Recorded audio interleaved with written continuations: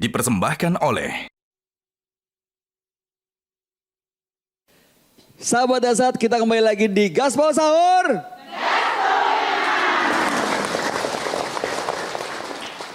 Tadi ada pertanyaan bagaimana supaya dosa-dosa yang namanya manusia pasti punya dosa kan Pak Ustadz. Pasti. Nah bagaimana supaya dosa-dosa kita itu tidak mengganggu sholat kita supaya tetap khusyuk tuh bagaimana caranya? Makanya kan taubat dulu. Oh. Ya, taubat itu ketika kita wudhu itu kan sudah pembersihan. Kan tadi awal kan bersihkan dosa-dosa tanganku, dosa mulutku, dosa mataku dan seterusnya. Itu kan sudah bagian dari bertaubat. 5 kali sehari semalam. Awal-awal mungkin ibu masih gangguan. Ya namanya baru mulai lagi sholat. Mulai gangguan-gangguan. Sambil itu ibu kemudian minta doa terus. Ya Allah berikan saya hidayah. Ya Allah berikan saya kemampuan untuk khusyuk dalam sholat ini. Minta terus petunjuk dari Allah. Jangan ada seperti orang dia katakan. Kenapa kau belum sholat? Hai masih suka dosa Ustadz. Nah berarti kalau begitu 2-0. Sudah dosa tidak sholat. Kalau dia sholat dosa 1 sama. Mana bagus 1 sama 2-0? Kalau saya 0-2. Wah, enggak dosa, sholat. Kenapa belum sholat? Saya belum pakai jilbab. Jilbab mulain, sholat mulain. Kenapa belum sholat? Saya belum hafal. Jangan kau putus asa, datang jamaah di masjid. Kalau sudah jamaah di masjid, biar ibu diam saja, sah. Kalau perlu hanya amin aja ibu ucapkan. Amin. Sah. Kenapa? Bacaannya semuanya diwakili imam. Itu enaknya berjamaah. Saya malas ke masjid Ustaz, jauh sekali. Tidak dapat izin dari suami. Jamaah sama suami. Suami tidak mau sholat Ustaz, jamaah sama anak. Itulah pentingnya anak-anak ibu diajarkan di TK-TPA. Ya, dia sudah balik SMP, boleh jadi imam meskipun dia anak kita, laki-laki. Nah, sholat. Kemudian Ustaz, apakah sholat itu, dosa itu bisa berpengaruh terhadap sholat? Bisa jadi. Tidak bisa khusyuk. Kenapa? Karena hatinya keras. Kenapa hatinya keras? Suka korupsi. Suka makan uang haram. Akhirnya sholat keras hatinya. Keras hatinya, sholatnya susah khusyuk. Maka ada doa diajarkan oleh Nabi. Allahumma inni a'udzubika. Ya Allah, lindungilah kami dari hati yang tidak bisa khusyuk. Min qalbin la tahsya. Dari hati yang tidak bisa khusyuk. Itu kita minta kepada Allah. Ya Allah lindungilah saya dari hati yang tidak bisa khusyuk. Itu kita minta. Karena ada orang sholat memang tidak bisa khusyuk. Maka diajarkan. Ingat hampir lupa. Ya. Itu tadi kan sempurnakan wudhu. Cara khusyuk. Sempurnakan wudhu.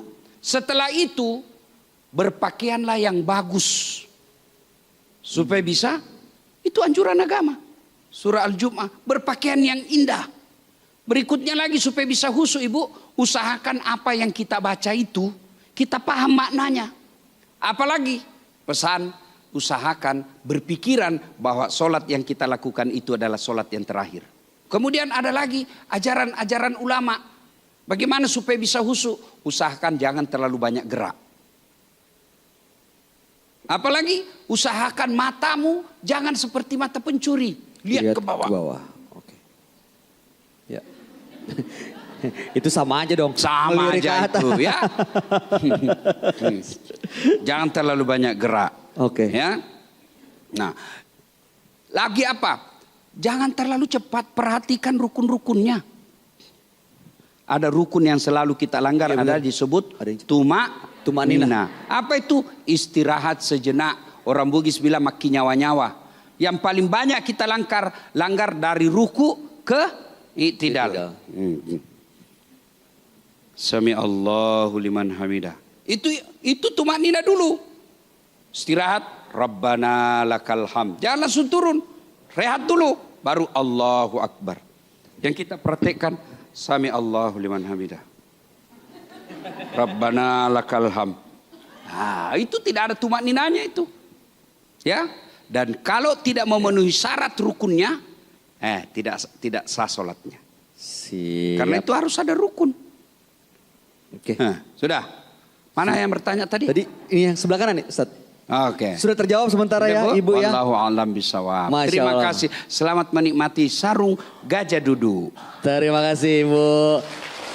Untuk Yang lain mau juga gajah duduk? mau dong. Betul? Betul. Silahkan cari di toko kesayangan ibu. Tapi untuk satu orang lagi yang beruntung yang mau bertanya boleh mendapatkan gratis hadiah dari Ustadz Dasat dari Gajah Duduk. Silakan, sebelah kanan tadi udah, sebelah kiri. Ibu boleh maju. Ya. Sebutkan nama dan pertanyaannya.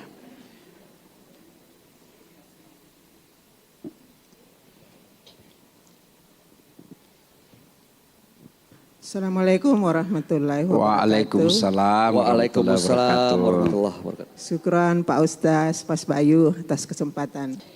Pertanyaan saya Pak Ustaz langsung saja.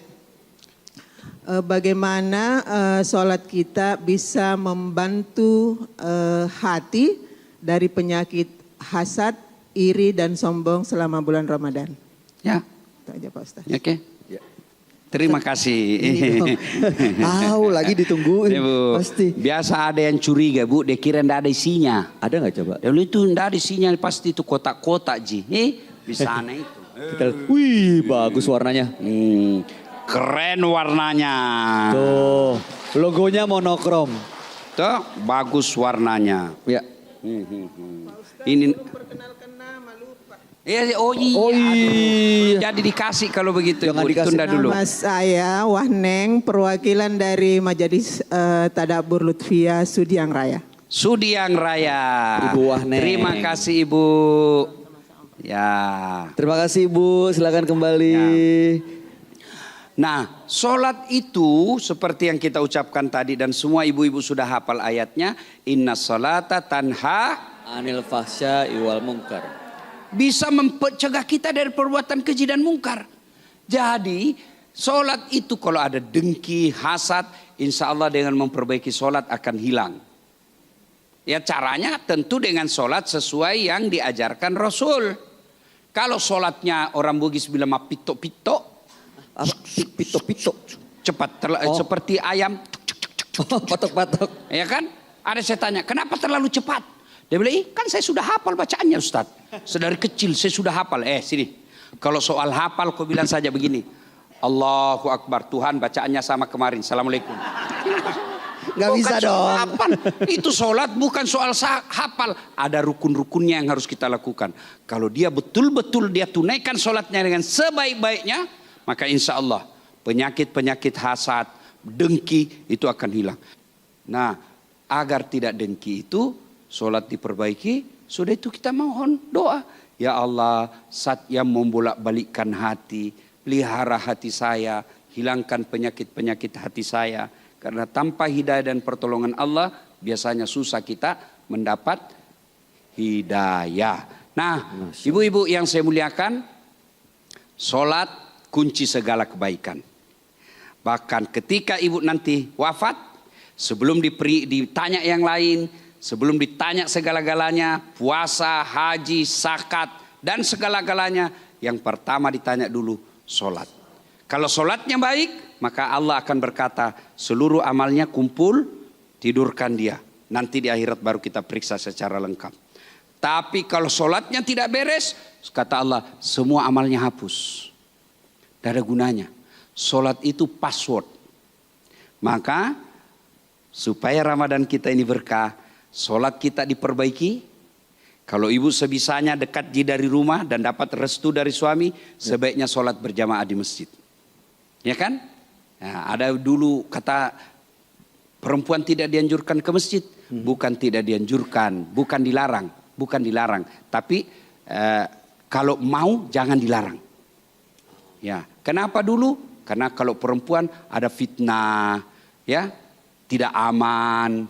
Kalau ibu-ibu ini sudah usia 60 tahun, wah, enggak. siapa juga yang mau jatuh cinta di masjid usia 60 tahun kan? Belum Ya, tahu. ada, silakan datang. Nah, selama Ramadan perbaiki sholat-sholat sunnahnya, perbaiki sholat-sholat tarawehnya, supaya apa? Itu Ramadan ini sholat kita sempurna, sholat kita perbaiki, mudah-mudahan ya amal-amal kita yang lain selama Ramadan menjadi sempurna pula. Amin. Karena sholat adalah kunci dari segala kebaikan. Amin. Wallahu Dahsyat a'lam sekali. bishawab. Luar biasa.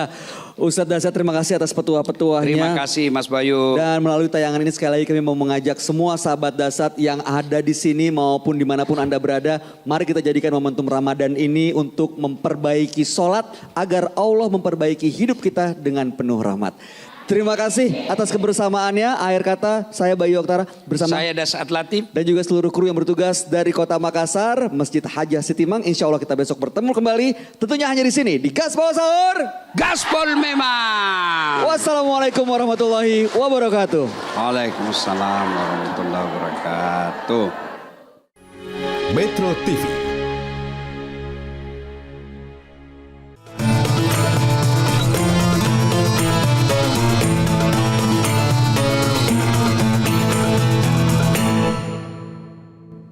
Dipersembahkan oleh